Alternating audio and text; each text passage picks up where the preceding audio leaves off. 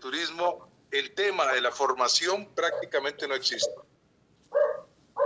Es verdad. Así es, ingeniero. Se habla de mercadeo, se habla de esto, de lo otro, pero no se habla de la parte precisamente cognitiva. Esa parte no se trata. Y es para mí en estos momentos, como lo repito, en donde se está dando un gran déficit, y a raíz de eso se están viendo todos los resultados que se están viendo en países que supuestamente deberían estar muy bien. Yo digo, con los miles, no son cientos, con los miles de doctorados que tiene en turismo España debería estar mucho mejor a nivel turístico. Sin embargo, los problemas que tiene son sumamente serios. La planificación está muy desvirtuada. No se ve holísticamente el fenómeno turístico. Se siguen preocupando básicamente de cómo traen más turistas, cómo aumentan los números de la demanda, ¿ya? Y cómo aumentan los números de los arribos. Eso es básicamente, o cómo aumentan el porcentaje de la ocupación hotelera, y así, la ocupación a nivel de asientos en el caso de las aerolíneas, y así sucesivamente. Que no está mal, pero no es lo único. Y entonces hay una parte que no se está administrando como se debe, y es precisamente el espacio turístico y los atractivos como tal. Así es, ingeniero. Respecto a esta reunión de videollamada en sí, esta problemática con el salario uni, ingeniero, lo que sea, cuando estaba la marcha de los mineros acá en La Paz, y salió una de sus peticiones, ¿no?, de tomar territorio en el salario uni y en los alrededores. ¿Cuál sería esta solución, ingeniero, para este tema del salario uni y de la minería, de los mineros? De los mineros, respecto al ¿no? salario uni, sí, y que no es solo los mineros, porque en realidad detrás de ellos está el gobierno. Sí, sí. Exacto. O sea, hay que tener muy claro de que aquí con quien se está peleando es contra los mineros y el gobierno, no solamente contra los mineros. Ahora, yo quise hablar con vos precisamente cuando vi eso, porque aquí tuvimos un caso similar. En Costa Rica hay un parque nacional muy famoso internacionalmente que es el Corcovado. Es una, la National Geographic lo ha calificado como un lugar único en el planeta desde el punto de vista de su riqueza de biodiversidad. A su vez, ese lugar es un parque lleno de oro. Tiene mucho oro de placer, es el oro que está disuelto, no es el oro incrustado en la roca, sino el que está disuelto, y que es lo que se llama oro de placer, que es un oro que se va a los ríos a lavarlo, porque ahí está en granitos, en pepitas. Entonces, siempre ha habido una intención muy fuerte de parte de sectores privados y de algunos sectores campesinos, precisamente, de extraer ese oro. En algún momento dado, el Estado quiso hacerlo y afortunadamente de una manera oportuna, un grupo de conservacionistas en el país, unas instituciones conservacionistas del país, contrataron un estudio mediante el cual se logró demostrar que el oro que tenía el parque versus utilizarlo en ecoturismo era muchísimo más rentable en el tiempo. O sea, el oro iba a durar una época nada más y que iba a quedar destrozado el parque y ya no se iba a poder utilizar en turismo. Pero si no se explotaba el oro y se explotaba, ¿cómo se llama?, desde el punto de vista del ecoturismo, pues eso iba a ser en el tiempo, no me gusta usar la palabra, pero para que nos entendamos, sostenible. Claro. Algún día les diré por qué no me gusta la palabra sostenible. Me gusta más el tema de usar la palabra responsable. Y ese estudio fue contundente se presentó ante el Congreso de la República y con base en él se detuvo cualquier intención y se prohibió cualquier futura intervención en el parque desde el punto de vista de aprovechar el oro. Entonces, ¿qué quiero decir con esto? Que yo creo que se puede seguir la misma ruta con Uyuni. O sea, hay que hacer un estudio bien profesional, bien concienzudo, que logre demostrar que el dinero que pueda obtener el país por explotar el litio no es el mejor negocio que el país puede hacer en el mediano y a largo plazo. En el corto plazo puede serlo, pero no en el mediano y a largo plazo. Porque no es sostenible. O sea, para ustedes, ¿cómo se llama? Extraer el litio de Uyuni, tiene que escarbar todo Uyuni. Hay que revolcarlo. O sea, el paisaje va a quedar como paisaje lunar después de que pasen las maquinarias. Bueno, y de hecho ya se ve, no es que es una cosa que estamos suponiendo. Ya eso se ve con algunas plantas que se han instalado y que están extrayendo el litio. Pero una cosa importante aquí es lograr demostrar que hay la posibilidad muy alta, de que si deciden explotar el litio cuando vaya a ser explotado ya no va a tener el mismo valor ni la competitividad a nivel internacional. ¿A qué me refiero? En estos momentos ya hay sustitutos al litio. Ya hay sustitutos. Es verdad. Entonces ya el litio no vale lo que valía hace 10, 15 años atrás. Y las perspectivas que pueden tenerse hoy días de los cálculos para decir si es o no muy rentable, eso es muy relativo porque está avanzando muchísimo tecnologías colaterales que no requieren del litio. Entonces, vamos a empezar a destruir un recurso que no va a producir ni con litio tampoco, pero tampoco va a servir para seguir produciendo con turismo. Entonces, este mensaje que les estoy dando es el que hay que hilvanar en un estudio formal con los debidos profesionales para precisamente presentarlo ante el Estado. Y esto para mí tiene que ser un esfuerzo del sector privado. Es un esfuerzo del sector privado. Tiene razón. El sector privado tiene que despertar. En Bolivia el sector privado es terriblemente, a nivel turístico, es terriblemente pasivo. Terriblemente pasivo. Usted no lo puede comparar, por ejemplo, con los mineros. A los mineros, cualquier cosa que les estorbe, o los gremiales, cualquier cosa que les estorbe rapidito, van a hacer bloqueos y van a hacer desastres. ¿Ya? Sí. Pero van a llamar la atención y van a exigirle al Estado hacer cambios. Y en estos momentos yo nunca en mi vida he visto, nunca en mis 25 años allá, nunca vi eso por parte del turismo. ¿Ya? Tiene toda la razón y es cierto al 1000%. Es lo que estamos tratando de cambiar y que no es de la noche a la mañana, pero queremos que el turismo sea más activo en cuanto a sus profesionales, en cuanto a los empresarios, porque definitivamente somos muy pasivos. Estoy totalmente de acuerdo.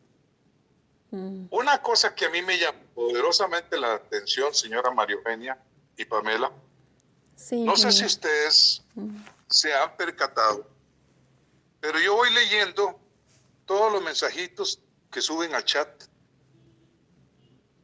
y si de algo me he dado cuenta es del desconocimiento que existe mucha gente que está metida en el negocio.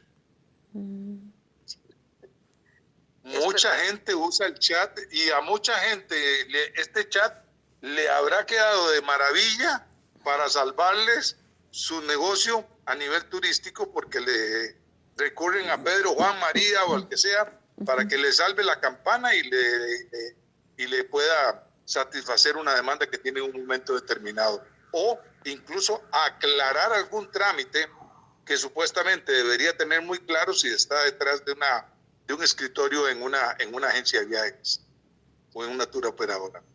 A mí me asombra ver la cantidad de mensajes que se suben en ese sentido. Es Y yo como creo que preguntas ridículas a veces, ¿no? Yo digo, siempre hay que respetar las preguntas porque cualquier pregunta, cualquier idea es una buena idea. Sin embargo, sí, a mí imagínense, yo soy capacitadora, muchas agencias he capacitado durante estos años, pero cuando hacen una pregunta como que, ¿y por dónde puede ir mi pasajero? ¿O qué tipo de visa necesita? Y digo, pero si ni siquiera necesitan preguntar, es solamente entrar al internet y preguntarle a la inteligencia artificial gratuita, ni siquiera pagarle. Y la inteligencia artificial le va a dar la respuesta mejor que nosotros.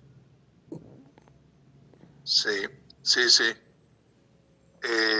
Pues qué bien que me comprende, pero hay una cosa aquí importante, que eso no solamente el chat está sirviendo para tomar el pulso en ese sentido, sino que yo creo, mi recomendación es que debería tratar de hacerse algún tipo de análisis estadístico que permita identificar cada uno de los temas que se están saliendo de ese modo y cuantificarlo para tratar de ver las posibilidades de que uno de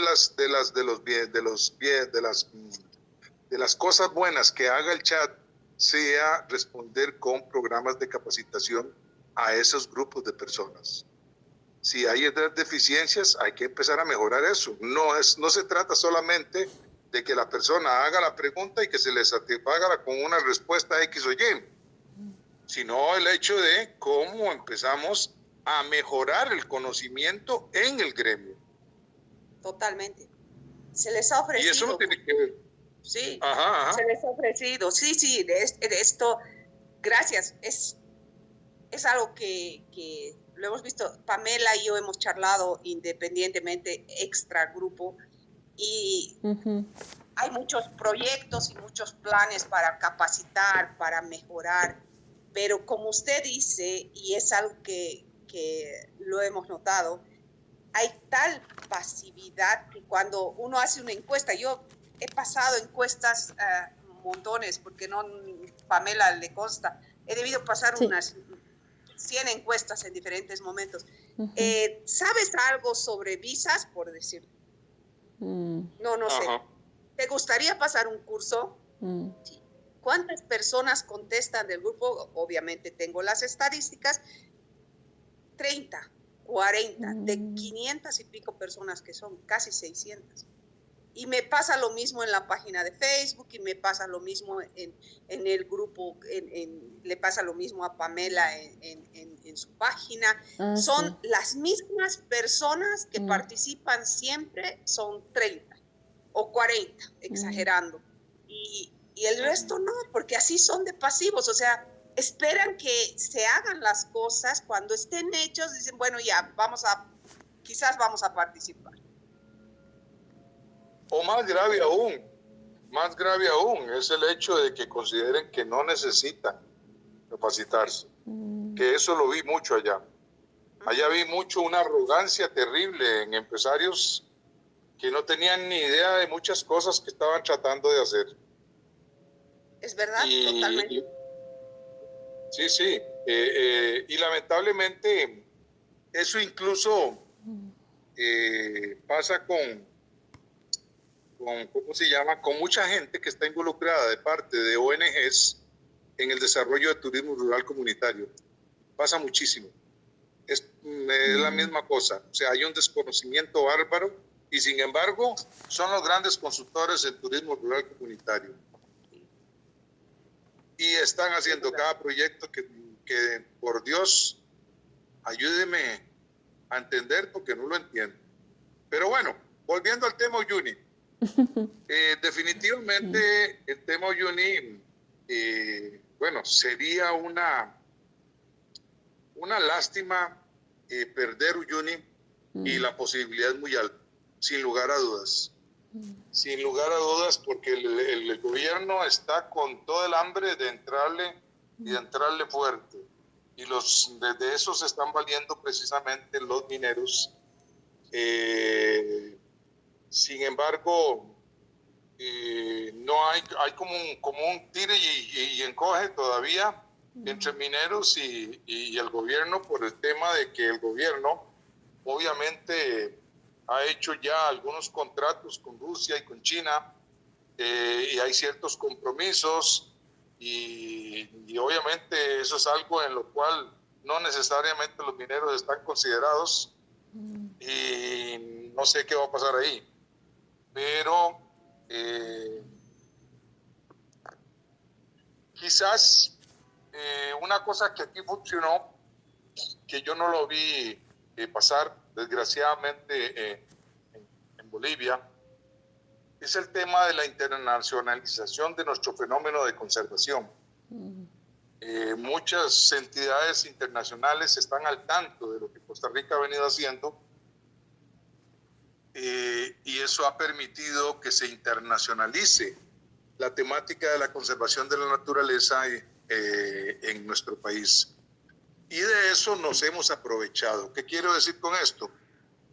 Que eso nos ha permitido ir a tocar la puerta de X o Y institución, las Naciones Unidas, por ejemplo, organizaciones en Estados Unidos como Conservation International y otras organizaciones a nivel internacional, el Foro de Natura de la Unión Europea, para que precisamente cuando se presentan ese tipo de amenazas nos apoyen.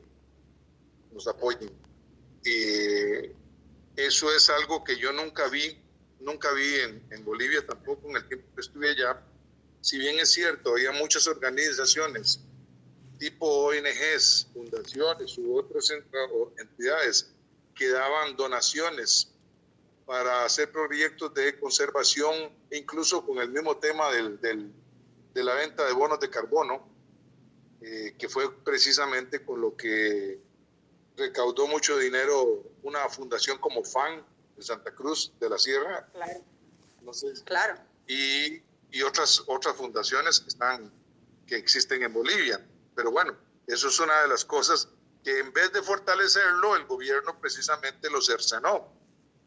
Recién el MAS, empezando a activarse, empezó a cercenar este tipo de cooperaciones internacionales de parte de ONGs,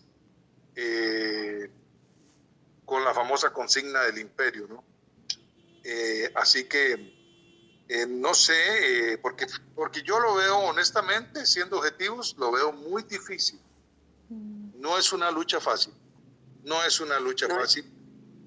Y yo veo que las probabilidades de que se destruya Uyuni son muy altas, lamentablemente. Lamentablemente, y repito, si se pudiese buscar, es que ni siquiera existe de parte del Estado, no lo va a hacer el Estado, sin lugar a dudas, mucho menos el ministro que tienen ustedes de turismo. Y esto, por eso al principio decía que tenía que ser un esfuerzo netamente del sector privado. Y es el sector privado el que tiene que colaborar en poder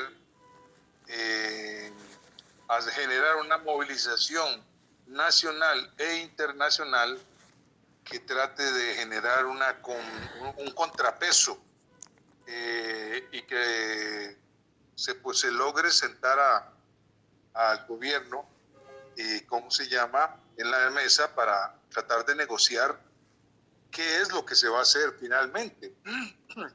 Claro. Ustedes no pueden seguir teniendo esa zozobra de que si se va o no se va, o si sí o si no, porque ¿quién va a invertir en esas condiciones? Ahí veía yo que habían subido una noticia sobre 4 hoteles que están planificando construir.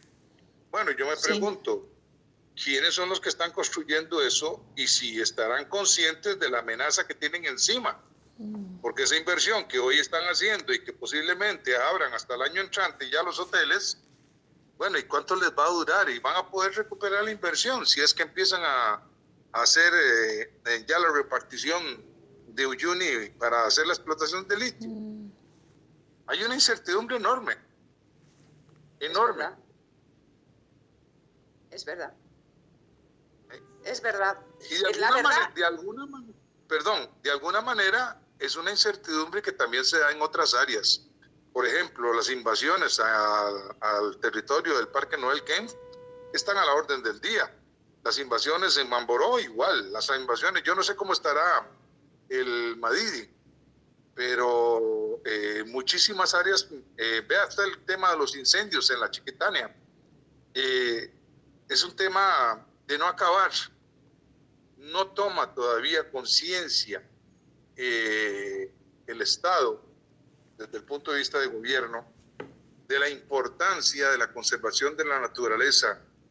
La politiquería de ellos es expansión, expansión, expansión, y si entre más originarios lleven a otros territorios, irónicamente avasallando también territorios indígenas de etnias indígenas de las partes bajas, especialmente llevando a gente de andina.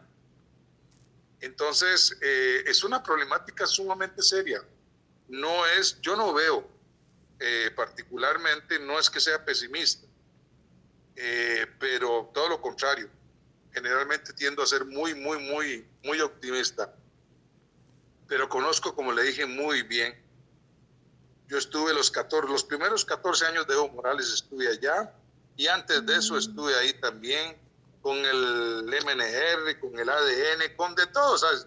Así que, y estuve involucrado incluso hasta en política, así que llegué a conocer a fondo también el modus operandi de muchos políticos y de muchas tendencias políticas.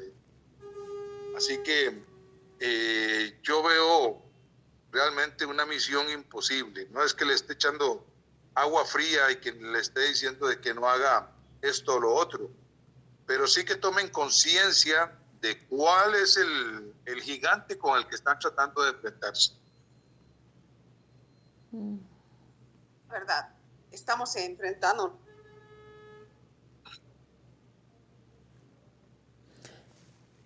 en este momento, pero además de eso, que el gobierno está en plena campaña política y va a hacer lo que sea para ganarse laureles. Ayer nos ocurrió con los salarios, como nunca se aumentaron los salarios en plena crisis, que va a incrementar peor la crisis. Y va a ser lo mismo con el litio, y va a ser lo mismo con el salario y con las concesiones en el salario. Según ellos, solo se va a hacer dañar el 2% del salario. Pero los que conocemos, o por lo menos tenemos una idea, sabemos que no es así, y que lo he visto con mis propios ojos. Van a contaminar, van a matar fauna, flora local, van a matar el turismo, al final de cuentas. Eso es lo que va a pasar.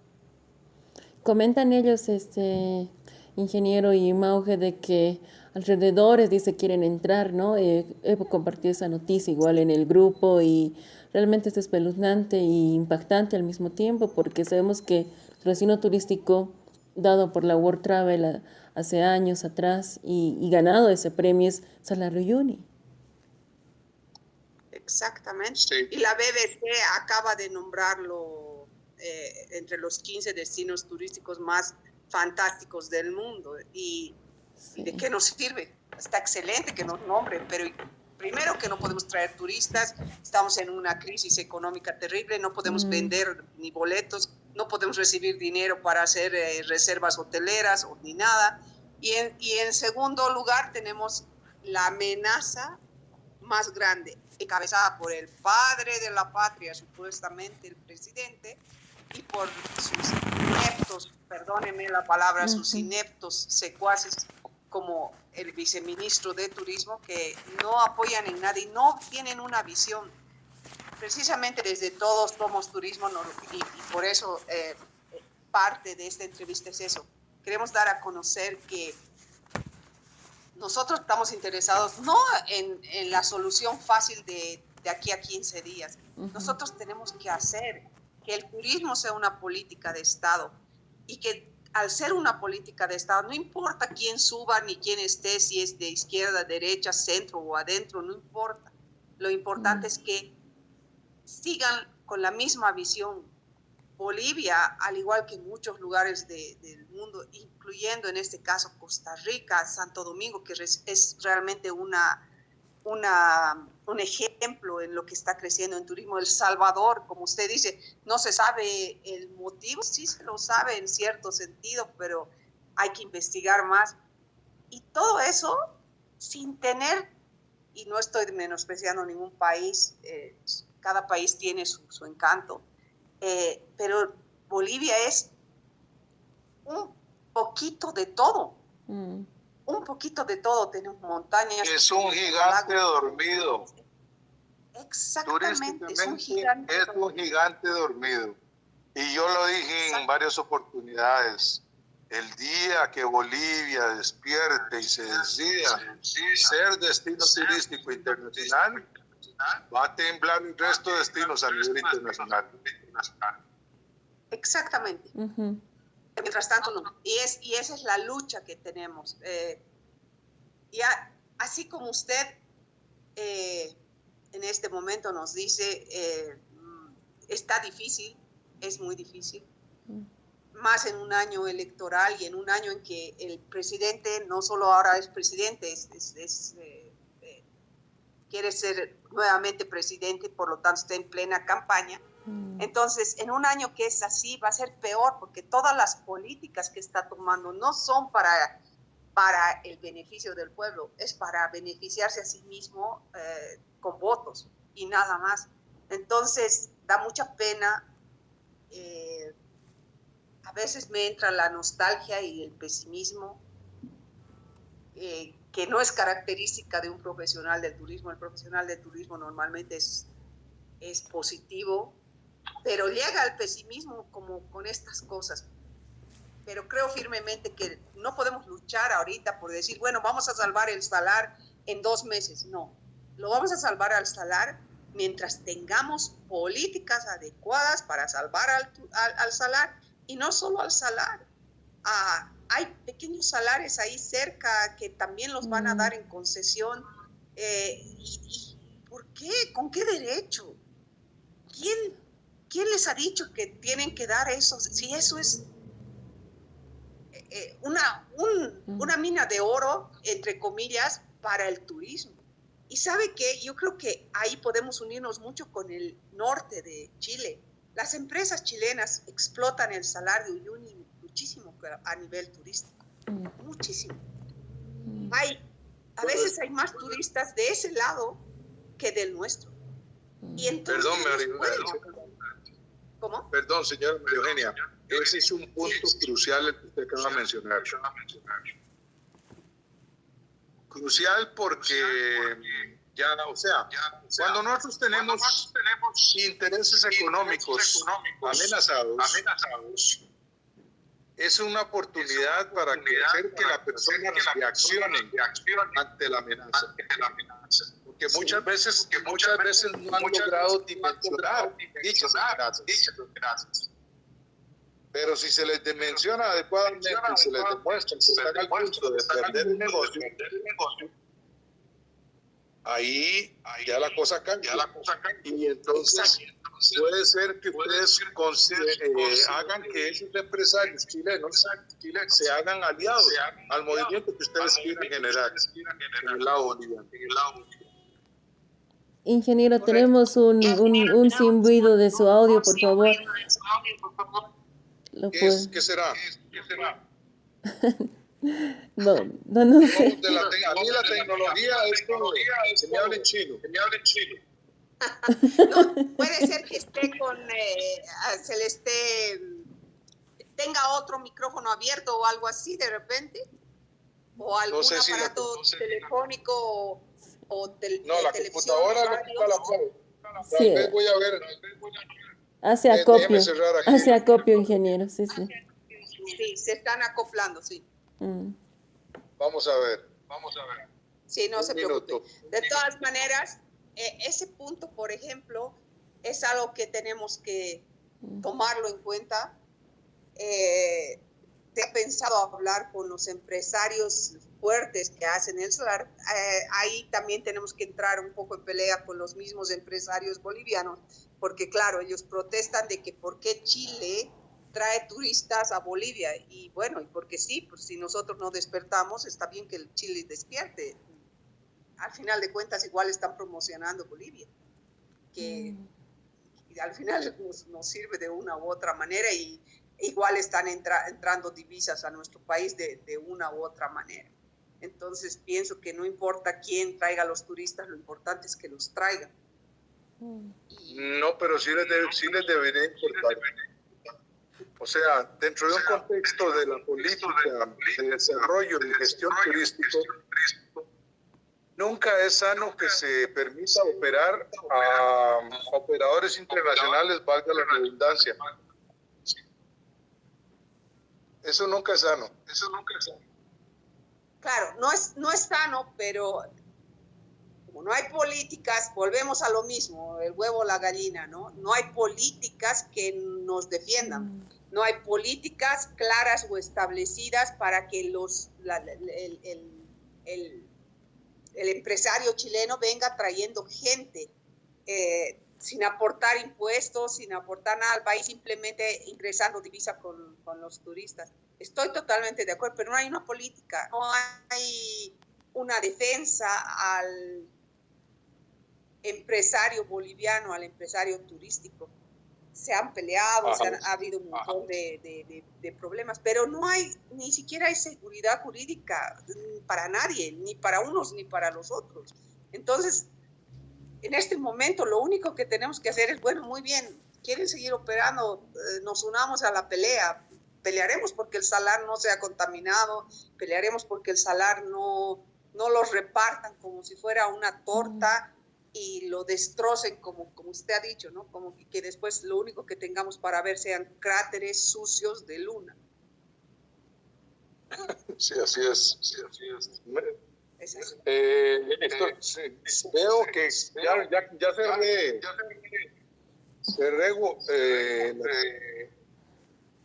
déjeme apagar la puerta. Mientras usted sigue apagando, lo que me gustaría es, en algún momento, no le digo que pueda hacer de inmediato, porque esto, en este momento la gente anda con lo de las elecciones, los candidatos, los precandidatos, pero nosotros queremos hacer una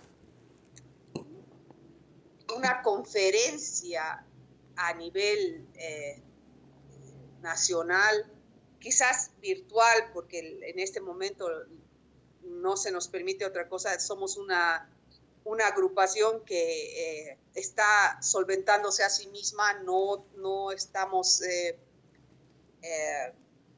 con apoyo económico de nadie, menos del gobierno, no nos van a apoyar, más bien quieren matarnos, pero yo creo que en un futuro quisiéramos que usted sea parte de esta defensa al Salar de Uyuni, que podamos hacer pequeñas conferencias o grandes conferencias o una sola conferencia, explicando, ya usted va a tener mucho más datos y más resultados de por qué en otros países han fracasado algunas luchas o se ha llegado a un buen término con algunas luchas.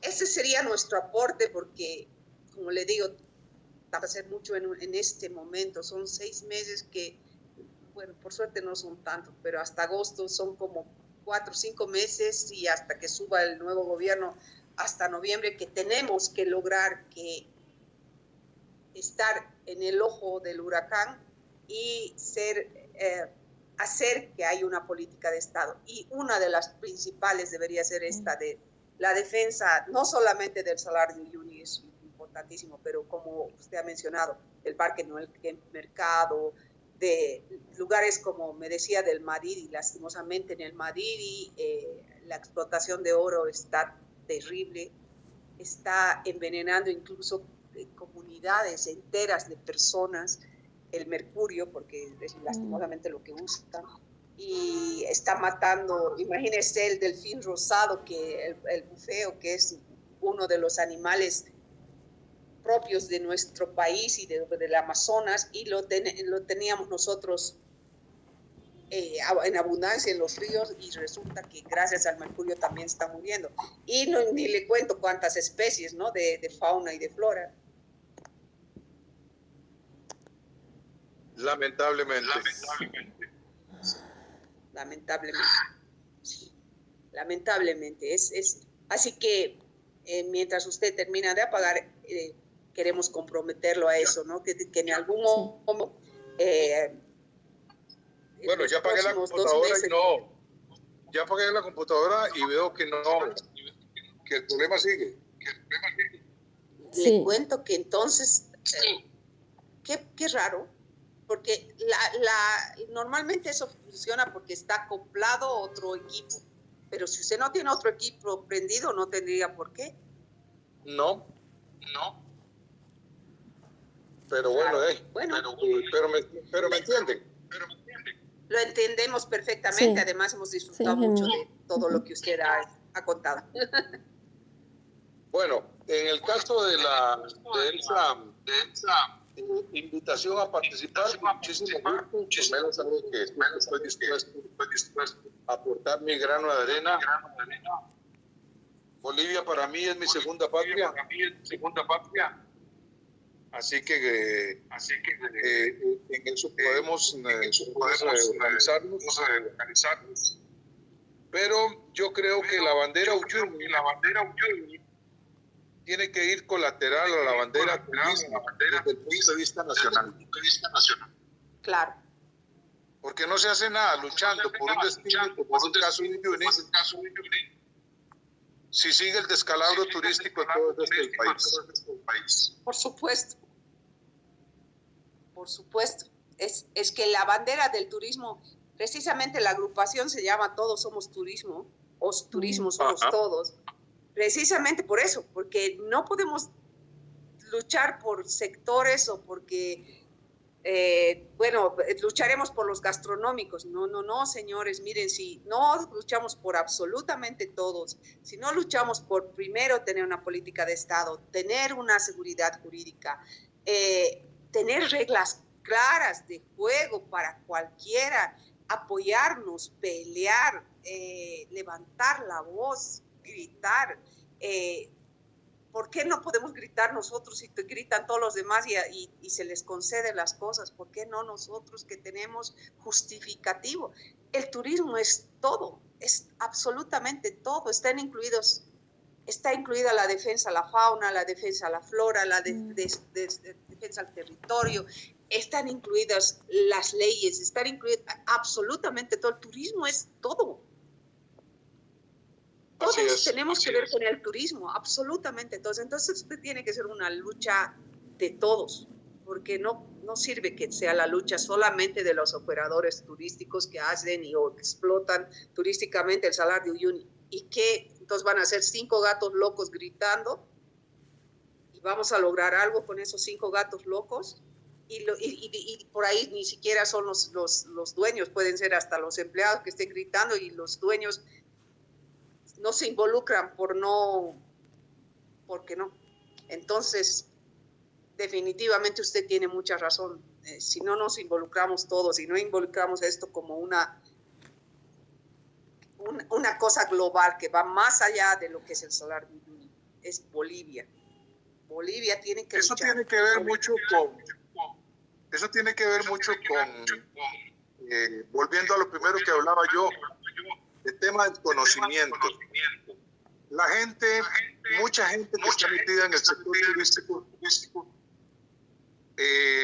está cargado de empirismo, como decía yo, no son profesionales en turismo. Pero hay gente que tiene 30, 40, 50 años de tener un restaurante, o de tener un hotel, o de tener una empresa de transporte turístico, y ellos ven el turismo en ese escenario, nada más. Sí. Y ellos creen que eso es turismo. Pero esa persona que tiene 30 años de experiencia en un hotel usted la pone en una agencia de viajes y posiblemente la quiebra en 2 días. Que no va a saber manejarlo. ¿Ya? Y entonces, esa falta del conocimiento holístico del complejo sistema que es el turismo, es algo que hay que abordar pronto. Y abordarlo precisamente utilizando como lema todos somos turismo. Para que entiendan de que todos son parte de un todo llamado turismo. Sí solas son turismo. Es mentira que los hoteles son turismo por sí solos. Así sucesivamente. Yo necesito una línea aérea que me transporte al turista, me lo ponga en Bolivia. En Bolivia necesita un transporte para manejarse, trasladarse, hacer los traslados entre aeropuertos, hoteles y ir a visitar los destinos. Necesita hoteles, necesita restaurantes. Son sectores aparte, pero conforman un solo producto. Y eso es lo que hay que hacer entender a la gente. Y entre medio están los eslabones de esa cadena que usted está nombrando. Y esos eslabones son las personas. Les decía un día a los chicos en una reunión que teníamos, cuando las personas somos esos eslabones, y esos eslabones tienen que estar capacitados para atender al turista, para hacer que la experiencia del turista sea un todo y que vuelva el turista con una imagen del país en completo, porque si falla el botones, va a fallar todo. Si falló el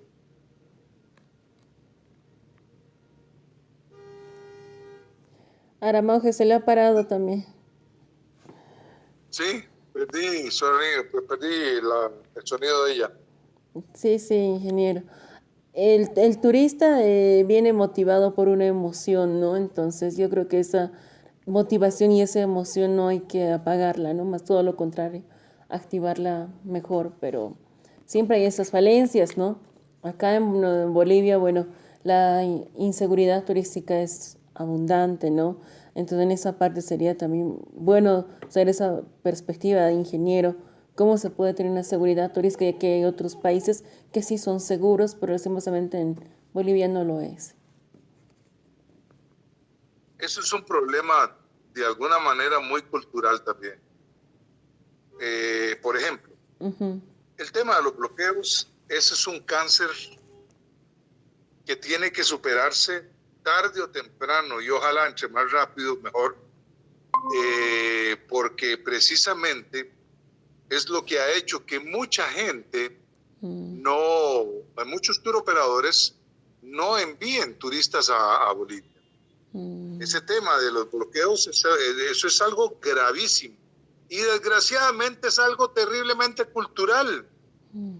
Cierto sector de la población es básicamente muy afín a utilizar esta, entre comillas, herramienta o esta acción nefasta como medio de presión. Sí. Y cuando lo hacen, lo hacen de verdad, no es que lo hacen de paños tibios. Entonces es incluso hasta peligroso. Y sobre todo, desde el punto de vista del turismo, y cuando vos tenés programas que tienen el itinerario al minuto calculado, vos no te puedes dar el lujo de perder horas porque hay y días, meses, porque hay paro o porque hay cierre. No podés, pero eso es facilito, en cualquier momento pasa en Bolivia. Por supuesto. Y los tour operadores internacionales lo saben. Entonces pocos se toman realmente el riesgo de utilizar el país precisamente porque saben que eso es totalmente factible.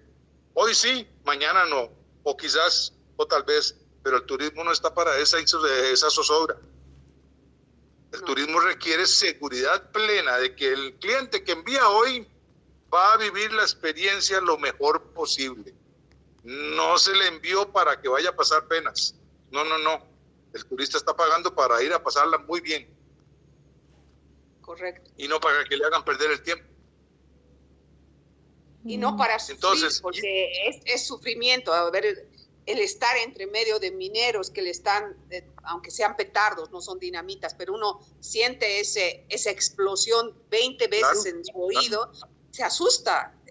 Puede ser la peor experiencia de su vida. Especialmente europeos o norteamericanos, que son más nerviosos que mandados a hacer. Claro. Sí. Es verdad. Y sobre todo en tiempos como estos, que hay inestabilidad mundial. Así que eso es un problema cultural de que yo siempre me he preguntado, ¿y cómo hacemos para resolver este problema? ¿Cómo hacemos para asegurarle a los tour operadores que ya no va a haber bloqueos? ¿Quiere que le dé la respuesta? Ajá. Cuando todos sepamos que somos parte de eso. El día en que lo capacitemos, vayamos a las comunidades, vayamos a las minas, vayamos y los capacitemos, les digamos, miren, ustedes van a ganar más plata porque va a venir turista a visitar la mina, pero si no se comportan, si ustedes bloquean, si ustedes hacen esto, si ustedes, y los dejamos a libre albedrío, va a seguir, pero hay que capacitar. Yo creo que ahí vuelvo a lo que usted decía al principio.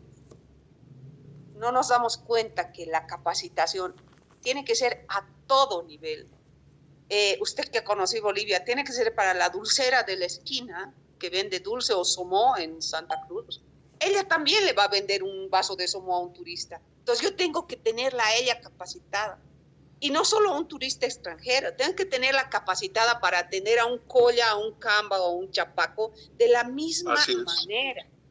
Entonces, el nivel, este sueño de todos somos turismo es muy grande y sabemos que es paso a paso y posiblemente yo no lo voy a ver o mi generación no lo va a ver, pero ojalá en unos años podamos decir, bueno, Bolivia es un destino turístico exitoso. En este momento no lo es. Por más maravillas que tengamos, no lo somos, porque faltan N eslabones de esa cadena y en esa cadena nos faltan N cosas. Nosotros hemos propuesto, tenemos un plan de 5 pilares hasta un sexto que lo hemos metido un poco para forzar a que el gobierno sea cualquier gobierno ponga como política de Estado. Y entre esos pilares justamente hay uno que es dedicado a lo que es la capacitación. Usted sabe que una de las características del turismo es que está basado en el servicio. Y eso tenemos que entender todos, está basado en el servicio, o sea, no es solamente qué hotel puedo ofrecer o qué lujo puedo ofrecer dentro del hotel, sino qué servicio voy a darle, pero el servicio no es, le voy a decir buenos días, buenas, no. ¿Qué más voy a hacer? ¿Hasta dónde voy a superar las expectativas de esa persona que ha venido a verme a ese hotel? Y así tengo que pensar en cada pequeño eslabón de esa cadena. Entonces, usted me decía, ¿cómo los vamos a cambiar? Es difícil, pero no imposible. Yo creo que para eso nos tenemos que organizar todos, entender que todos los empresarios privados tenemos que trabajar hacia un mismo rumbo, hacia un mismo objetivo, y que posiblemente el objetivo no se va a cumplir de aquí 1 año ni 5, pero esto tiene que ser un camino de avanzar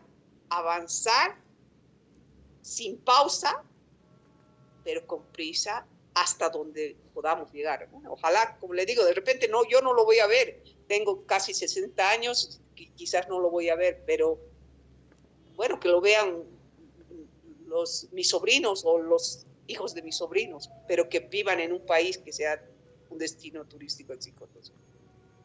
En ese sentido, creo que hay un esfuerzo que no tiene que ver nada con propiamente el turismo, pero sí tiene que ver con calidad de vida. Tiene que ver, uno de los problemas más graves que tiene Bolivia es la falta de equidad. La riqueza está demasiado concentrada y precisamente quienes hacen los bloqueos no son los ricos, son los pobres. Ya no es tanto así, le cuento. Cambió un poco la figura. Por ejemplo, nunca en mi vida vi un bloqueo, nunca en mi vida. Los cooperativistas ahorita son los más ricos que hay, le cuento. No pagan impuestos, no ganan el dinero que quieren, y sin embargo ellos son los que están haciendo más lío y bloqueos y se animan a pedir que se les conceda el salario union. O sea, ellos son los nuevos ricos, solo que su forma de vivir no es la de un rico. Usted por ahí va a decir, no, pero no tienen ni una casa como la gente, o su casa está sin pintar. Eso no quiere decir que no sean ricos. Sí, no, eso sí lo sé. Yo me llegué a ver a cada collita, a cada, ¿cómo se llama? Persona, mujeres con polleras, 500,000 polleras encima, y sacar miles de dólares de su bolsa para pagar un autobús en la feria de Santa Cruz. Ahí directo en el stand. Ahí directo en el stand. ¿Cuánto vale? $100,000, 150, no hay problema. Tome, pa. Y le pagaba. Y claro, uno jamás de la vida con aquella vestidura decía, esta persona es pobre. No, ningún pobre. No, eso lo tengo muy claro. Pero sí hay sin lugar a dudas, eso que usted me dice me lleva a recordar lo siguiente. Yo siempre decía que en Bolivia el tema de la corrupción no se ve negativamente, se ve como un derecho. A ver, ¿cómo como derecho? O sea, si yo lucho y si yo hablo, si yo llevo la banderita del partido X o Y y ese partido gana, yo tengo derecho a reponerme, y a reponerme con creces. Y eso está muy enquistado en el cerebro de mucha gente allá, desgraciadamente. Y por eso es que la corrupción, no quiero decir que es el único país corrupto, mi país está lleno de corrupción también, pero el tema es que eso juega culturalmente porque la gente no lo... Usted, por ejemplo, ve una sociedad como la Noruega, y en Noruega el término de corrupción o tener un familiar corrupto, eso es totalmente la pérdida de todo respeto como persona, ¿ya? Exacto. Desgraciadamente en nuestros países no, y en Bolivia es especialmente crítica esa cosa. Crítica, bueno, no sé si serán... No, de verdad que no considero yo que Bolivia sean los campeones. O sea, hay muchísima corrupción, pero no son los únicos. Sí. Pero no son los únicos. Creo que en el ranking somos como el segundo país más corrupto o tercer país más corrupto del mundo, algo así. O sea que no estamos tan lejos de ser campeones, por lo menos en eso. Sí. Ay, no.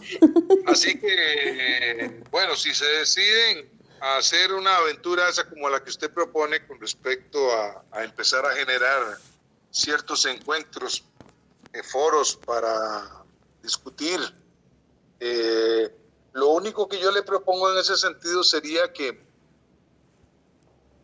se le dé pensamiento a cómo abordar eso, para que no resulte ser como un pantalón con parches. Exacto. Me explico, sino que sea una cosa coherente, de principio a fin. ¿Ya? No es que vamos a empezar con el techo, que ni siquiera hemos hecho los cimientos. Entonces, precisamente, ¿cómo hacemos para ordenar eso para que sea un plan de acción que tenga la mayor efectividad posible con los objetivos que se quieren tener? Sí, como le digo, más o menos hemos elaborado algo, pero bueno, esta es nuestra primera conversación, nuestro primer acercamiento. Definitivamente tenemos mucho que aprender de usted.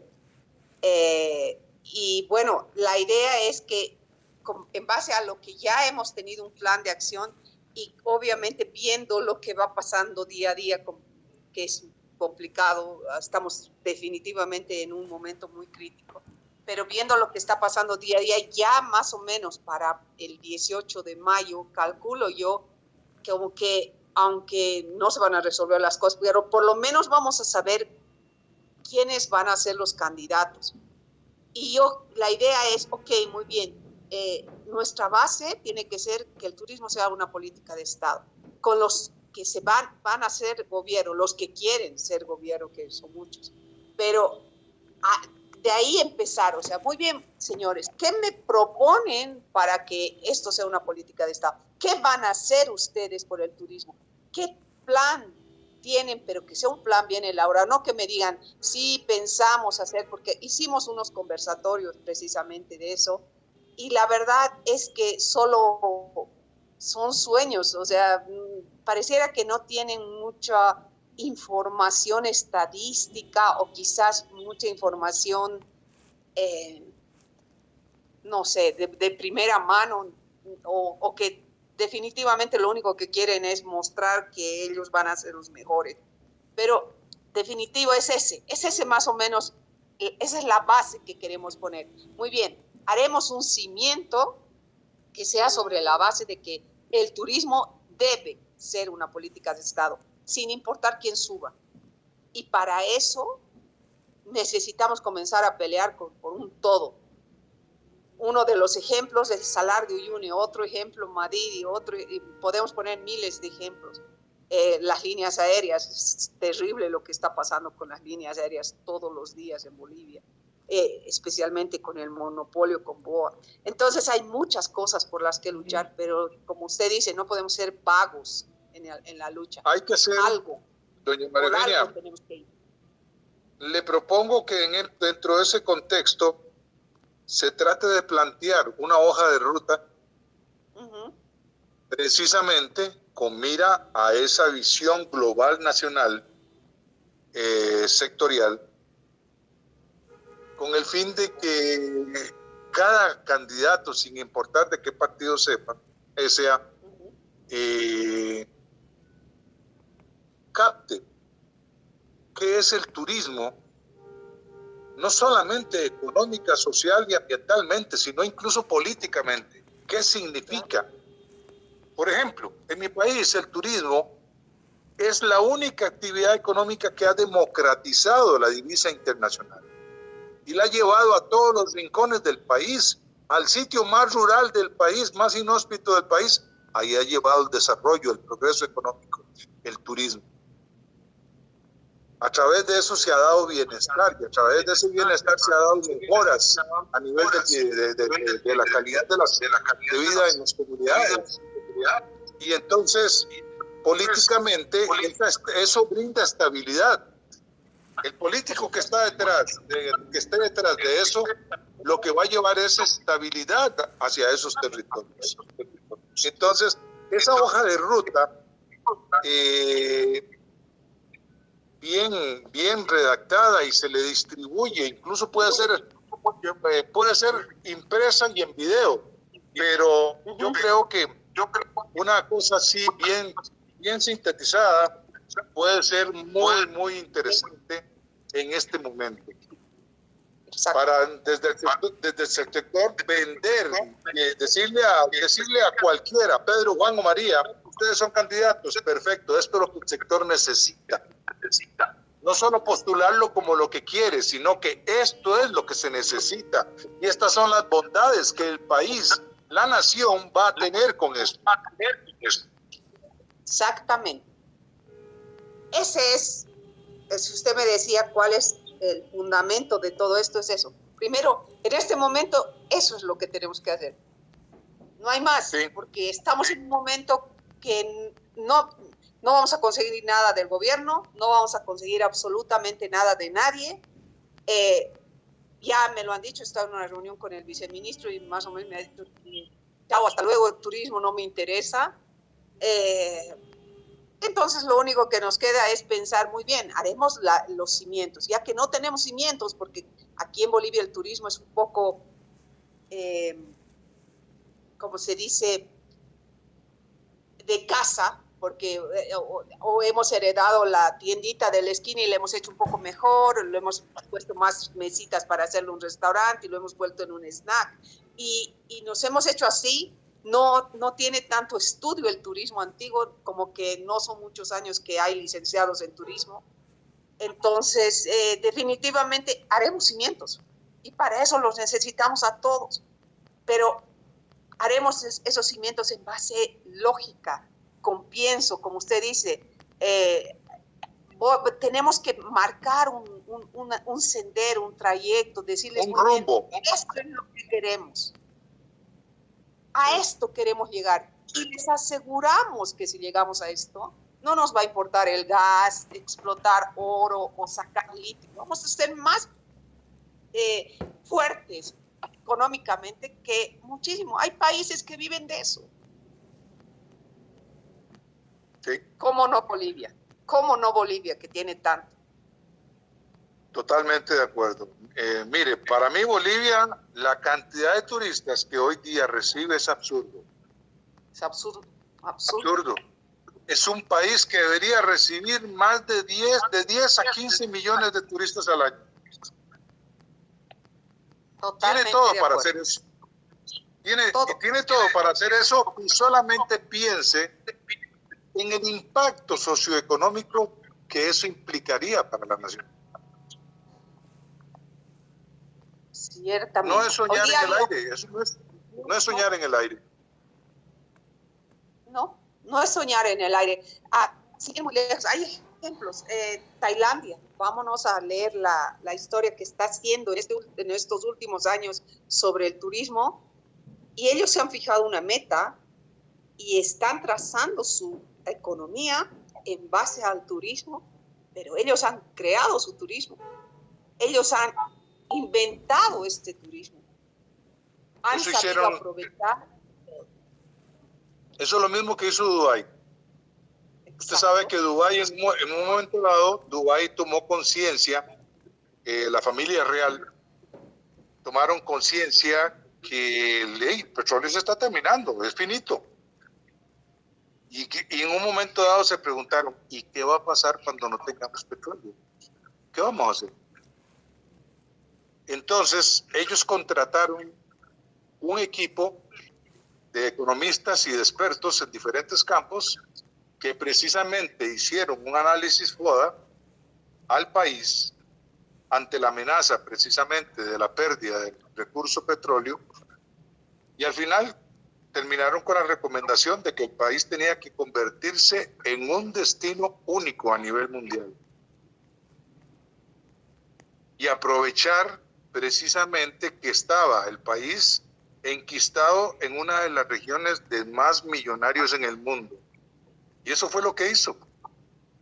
Dubái es eso hoy. Dubái es un país, es como una gran Disneylandia. Sí, exacto. Es un parque temático para los ricos. Claro. Eso es lo que es. Y lo han hecho muy bien. Excelente. Y con eso podrán vivir para la eternidad si lo saben administrar bien. Y además de eso, cada año siguen innovando. Porque sí, claro. Pagan muy bien a la gente que es creativa, a la gente que aporta más para que eso siga creciendo. Realmente hay ejemplos maravillosos en todo el mundo, en varios países. Como le digo ahorita, uno último que está también haciéndolo muy bien es República Dominicana. Es increíble cómo es una misma isla, mitad Haití, mitad República Dominicana, y Haití está en la miseria más grande y República Dominicana cada día mejora, y solo gracias al turismo, porque no podemos decir que culturalmente o arqueológicamente o lo que fuera, como que no tiene muchos recursos, pero han sabido aprovechar el color de las aguas y las arenas y definitivamente han hecho que el turismo sea su ingreso mayor en este momento.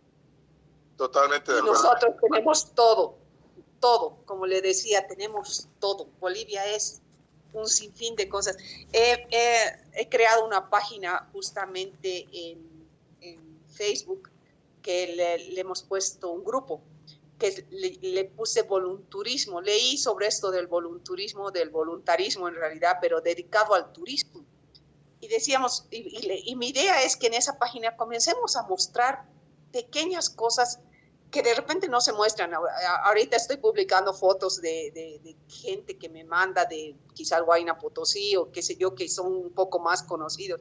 Pero yo digo, hay lugares tan maravillosos como restaurantes. Usted ha debido conocer y comer delicioso, a veces en pequeñitos restaurantes donde la comida es sabrosísima y se especializan en cierto producto típico, y eso también hay que promocionarlo porque eso también es turismo. Entonces, todo aquel que quiera voluntariamente publicar algo para ayudar al otro es otra forma de que podemos ir creciendo. Pero, como le digo, es un sueño que de repente no se va a hacer en un año. Y en eso tenemos que ser súper pacientes y entender que esto no es de la noche a la mañana. Es correcto, es correcto. Sí. Bueno, de mi parte, repito, cuenten conmigo. Muchas gracias. ¿Ya? Gracias, ingeniero. Sí, los sigo escuchando. Es muy lindo escucharlos a ambos. Y aprender también, y aprender siempre. Gracias, gracias. Para eso estamos. Sí, Ya cuando los viejos llegamos a viejos es para empezar a reflejar lo que hemos vivido en otros. Exacto. sí. Exacto. Yo estoy en Es mis para 70, estoy celebrándolo. La semana pasada lo celebré. ¿Cuántos años? Pero no he perdón? terminado. 70. Ah, bueno. Somos casi contemporáneos entonces. Pero no he terminado. Llevo la cuarta fiesta. Es que, Pues, es que les dije que tenía que ser una fiesta por cada década. Entonces me faltan 3. Y además, dígale que como ha vivido en Bolivia, tiene que ser una preste. Entonces son varios días de festejo. Sí, sí. A ver cuándo vuelvo por allá. A ver cuando, ojalá que las cosas, como le digo, mejoren y que de aquí a un futuro mediano podamos tenerlo presencialmente. Por el momento le pido por favor que nos acepten en algún momento una invitación para tenerlo, aunque sea virtualmente, pero claro, esto va a crecer. Y como tengo la esperanza que crezca el turismo en Bolivia, también todo turismo va a poder financiar viajes y todo lo demás para capacitaciones, que eso es al final lo que uno tiene que lograr, que solo capacitando vamos a salir adelante, no hay otro.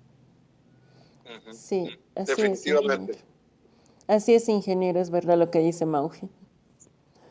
Y también alguna vez lo hemos hablado con el ingeniero Marco, ¿no? En capacitaciones, en dar, en eso. Cuando lo conocí, y lo seguimos conociendo. Y lo sigo conociendo. Exacto. De hecho, ahora tengo ahora el 3, ¿cuándo es 3? El viernes. Sí, el viernes o sábado. Viernes. Bueno, el 3. No, sábado. El 3 sábado. Sí, sábado. El 3 voy a tener una presentación con, no sé si conocen a Luis Callisaya. Oh, sí. De la Cruz Andina están invitando. El arqueólogo. Es correcto. Sí. Yo estoy invitado ahí a hablar de turismo rural comunitario. Ay, qué lindo, qué bien. Ojalá lo filmen y así lo pasamos en nuestros grupos. Sí. Ok. Bueno. Muy bien. Les agradezco. De mi parte, muchísimas gracias. Gracias. Yo quiero agradecerles a ambos por su predisposición y por la invitación. Ingeniero, ha sido un placer conocerlo en persona. Ya Pamela me ha hablado de usted, he leído también algo sobre usted, pero eso es diferente, aunque sea virtualmente conocerlo. Y le agradecemos por su amor a nuestro país, por el apoyo hacia que el turismo sea nuestra fuente de ingreso y que este país que usted ha conocido, que ha vivido, sea lo que tiene que ser, porque se merece un lugar preponderante en el turismo, ¿no? Así será. A luchar por ello. Muchas gracias. Así es. Bueno, igual de antemano le agradezco, ingeniero, y gracias, Mauge, por aceptar esta reunión que ha sido muy interesante. y al mismo tiempo positiva siempre, no siempre mirar hacia adelante, pese a lo que está pasando con nuestro país y nuestro turismo, que tiene que ser el primer lugar, no el tercer lugar como está económicamente, ¿no? En la lista ahí, no, siempre para mí el primer lugar es que sí, el turismo genera divisas, genera ingresos, y justamente para antes de acabar esta reunión de videollamada, el viceministro también Iberflores les criticó a los israelitas, ¿no? Entonces un tema muy controversial que hizo el viceministro, y yo que estoy en el campo con el programa desde hace 10 años, este 2 de agosto cumplo 10 años y siempre lleva las noticias con los israelitas, noticias turísticas. Entonces, ellos generan divisas, pese a lo que diga la gente o que diga diferentes personas, por ejemplo, que dicen que son muy cochinos, que son desaseados y todo lo demás, pero generan divisas. Es lo importante, que tiene que entrar ingreso, ¿no? Entonces, en esa parte tal vez hay que trabajar mucho con la parte de los israelíes, ni que ser de los estadounidenses. Sabemos que el viceministro Iberflores tiene una postura azul, lastimosamente, y no va a cambiar esa postura. El perfil profesional del viceministro se fue, así, directamente.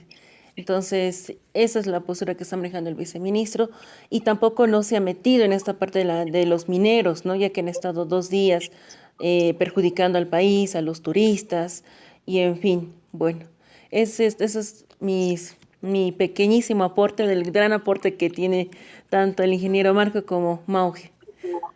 Muchas gracias. Gracias. No, gracias. Muchísimas gracias a vos. Gracias. Bueno, hasta otra Les mando un beso, cariño, y hasta una próxima oportunidad. Igualmente, igualmente. Gracias, gracias. Buenas noches. Muchas gracias. Buenas noches. Hasta luego. Saludos a los tipos. Hasta luego. Hasta luego. Hasta luego. Hasta luego. Hasta luego.